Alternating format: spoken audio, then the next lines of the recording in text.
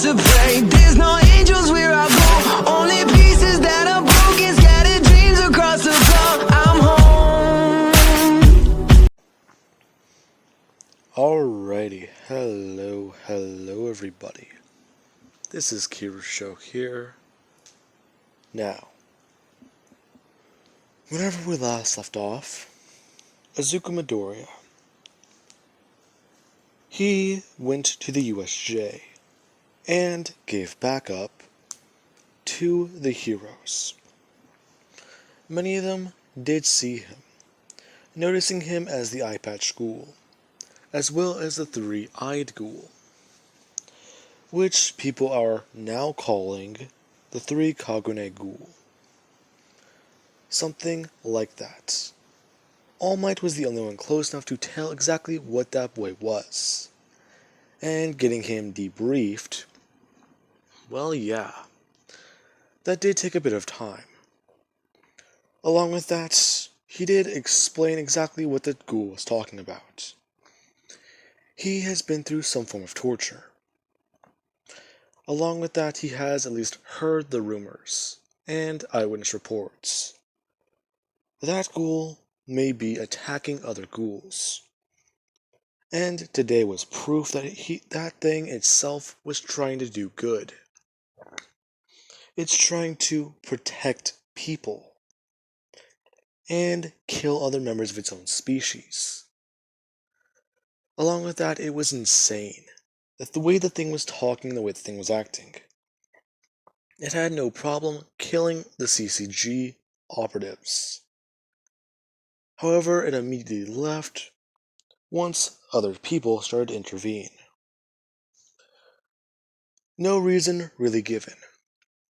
Possibly due to the fact that there was more backup on the way, and it abandoned every other ghoul there. Momo, she walked out of the USJ after all that happened, since she can't really see her people like this. In fact, it's a bit heartbreaking for her. Whenever she did walk out, she basically did just at least try and keep her cool, and keep herself composed.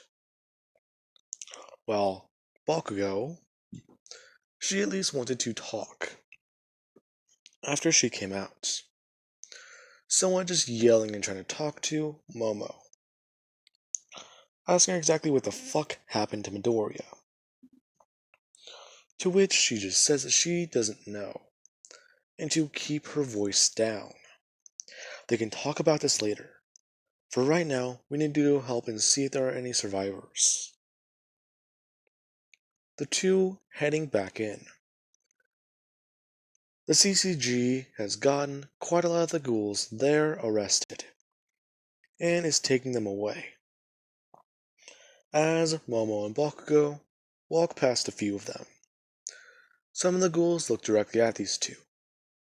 However, they don't say anything, and they can see the look on Momo's face, as she's staring down at a few of the bodies they are walking past. It shows a bit of, well, remorse, and she does look sad, as they at least try and check for pulses and survivors. Not really a lot. As Bakugo, she flips over another corpse, and she sees a mask. Midoriya's, the eye patch ghoul's mask. As she does actually pick it up. Before she even has a thought, she just decides to slip it into her outfit. If they get their hands on Midoriya's mask, he's probably gonna have to go get another one, right? And they can probably trace that back to him. Why am I... He could have killed All Might, but he didn't. Just remember that. Along with that, he avoided fighting me. He could have easily killed me if he wanted to. Okay. As they all leave, the CCG still looking for evidence to try and convict this school. let alone about his possible identity. Now, over with Midoriya. Midoriya, he is currently inside of a building, inside of a giant warehouse. Yaoyorozu owns the warehouse, and in fact, he's been there. What was it? He's passed by the place at least. Sometimes he does come here to pick up certain things. He's fairly certain that this is where they butcher some of the people that they use as food. In fact, they might also hide it, storing it in case killing people does become a bit more suspicious. So it's always good to stockpile the bodies, or at least the meat. Now, he's beginning to freak out as he smashes a hole straight through the top of it and lands onto the floor before just getting up and looking at his hands. Looking and seeing them, covered in these strange armor, or at least plating, before he does begin to somewhat feel something tug against his mind. He's not sure how to explain it. In fact, if he tried to, the best thing you can call it is his other side, trying to fight for control, fighting for dominance.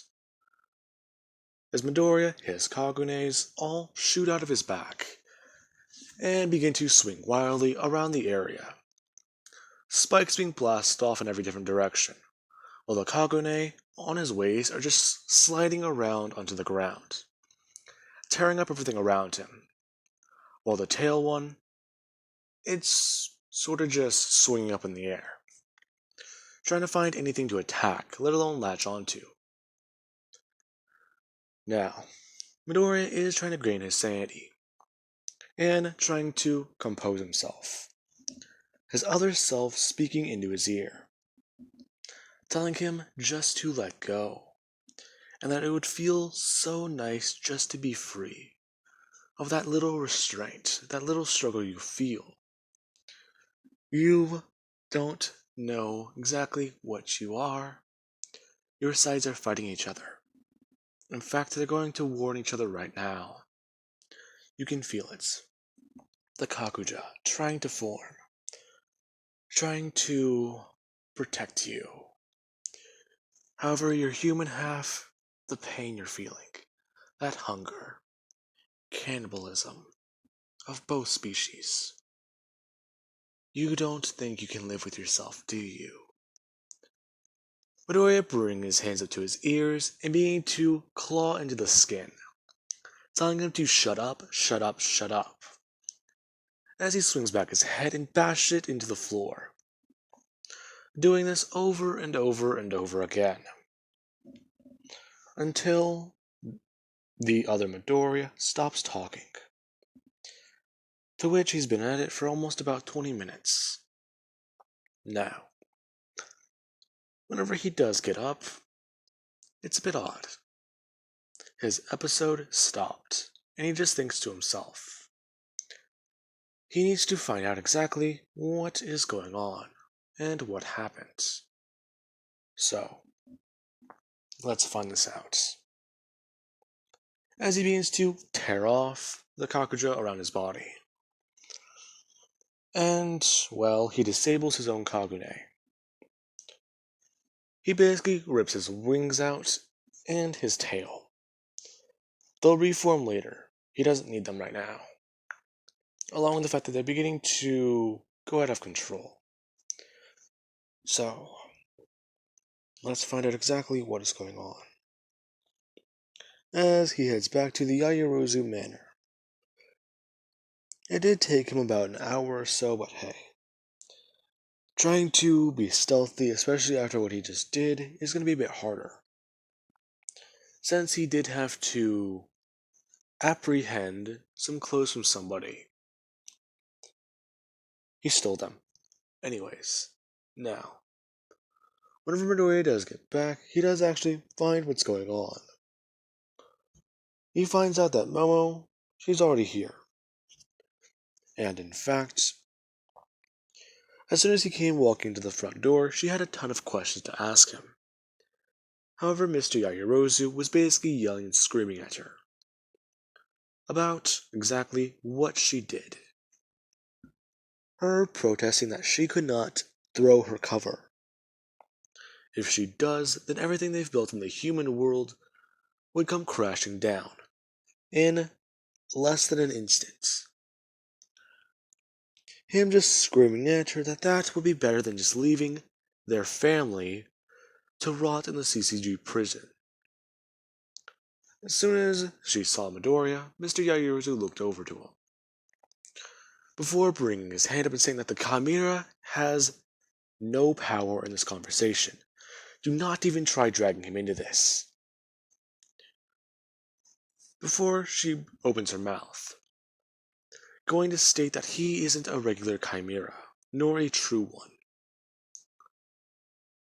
Before she even gets through half of her sentence, he smacks her across the face. Midoriya seeing that, and stepping closer. As soon as Mr. Yaoyorozu goes to bring his hand back up, Midoriya just grabs him by his wrist, telling him to stop that. The man looking over at him, wondering exactly what this boy wants, telling him that he had one simple mission: to protect his daughter. Yes, I did. And I did so. In fact, shit. I was there before the heroes. And I was halfway across town. The heroes were on campus. So, let me tell you exactly what happened. There was a guy there with engines in his legs. They probably would have tried sending him. However, he didn't get out in time. I'm guessing whenever I came onto the campus, yeah. Surprise, surprise. Tracking their smells wasn't very hard, especially with that perfume you always wear. Anyway, turning back to Mr. Yaoyorozu, saying that whenever he went into the USJ, that is whenever he alerted the heroes. That's whenever they arrived, along with CCG. So, the next time you think that your daughter couldn't defend herself, remember that she is a ghoul, first off, hiding in the human world. If she does that, then she is compromised. So are you. Are you listening to me now, you stupid fuck? The man's eyes widening, and look on his face being angry, telling Midoriya that he has no right to talk to him like that. Before Midoriya simply crushes his hand, breaking his wrist. Before Mr. Yaoyorozu drops onto his knees, holding onto his hand, Midoriya kicking him in his teeth with his knee. Him then falling backwards into his desk. Midoriya saying that he's just a ghoul that has had a silver spoon in his mouth all of his life. He has never gone beyond these walls, has he? In fact, hiding yourself is a lot easier. How long have you been locked up in this room? Locked up in this mansion? From all the time I've been working here, I barely see you. Even then, you don't contribute. You don't help any situation you're in. So, leave your daughter to me, and stop laying your hands on her. Midoriya then summoning the tail Kagune, it forming into a blade, before directly being over Mr. Yaoyorozu's throat. Midoriya then just saying it would be too simple just to kill him. So, follow these orders, and simply, that's it. Now, we have worse problems than the simple bullshits. In fact, I came here with a plan. Midoriya, when did you... I don't know.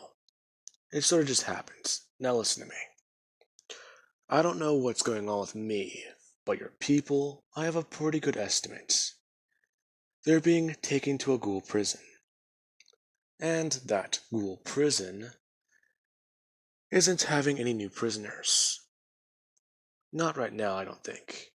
CCG doesn't really deal with me very much. In fact, those things, those suits, Kakuja suits, or whatever it was, Kotu suits, I don't know. All I know is there is an office not too far away, in town. So, we go there and we find out exactly when they are putting the prisoners in. When they're sealing away our allies. We can get in, break them out, and create a bit of a revolution. Do you get me? The Kagune disappearing in front of his throat. Midoriya holding out his hands. Saying that you also do need to at least leave this to us. Give her a chance to prove that she's earned your respect. Not your bullshit. Mr. Yairozu getting onto his feet without Midoriya's help. Telling him that he has a week. If he doesn't show any promise, then consider his employment here terminated. Along with that, do not lay hands on him like that again. Otherwise, he will be hunted down. It doesn't matter how rare you really are, let alone your RC absorption. RC what? RC absorption. You murder different ghouls and absorb their RC cells, then taking on the abilities of their Kagune. Yeah, I'm not sure what all that is. Midoriya manifesting there too, both of them popping out of his back. Midoriya saying that he isn't using that ability. I don't think so, at least. So, this mission, 1 week. Got it. Midoriya walking out of the room. And Momo walking out after him. As soon as Midoriya does go to walk away, she actually does grab him by his hands, telling him, thank you. Midoriya turning to look at her. Her seeming a bit more embarrassed. Before Midoriya pulls his hand away, saying no problem. However, I do want to understand a bit more. So, for right now, I do have a bit of an idea. Do you have any time to spare? Yeah. Well, before I did leave, long and short of it, the teachers are giving us 2 weeks before the sports festival, and the CCG is going to be littering the UA campus, cleaning up your mess and our mess. Alright. Now, let's hope that this all works out. So, are you ready? Yeah, but again, your friend Katsuki. Yeah? What about him? No, quite aware that you already know, right? Well, it was at least on the news. They didn't show her face, but I know it was her. And the reason why you were taken. I've talked to her before. Oh, right. Anyways, what's going on with her? Well, I think she could help us. Thing is, there's a bit of a different way to get in. They do have RC gates and checkpoints, remember? Oh, right. I think my mom explained to me about one of those things. Good.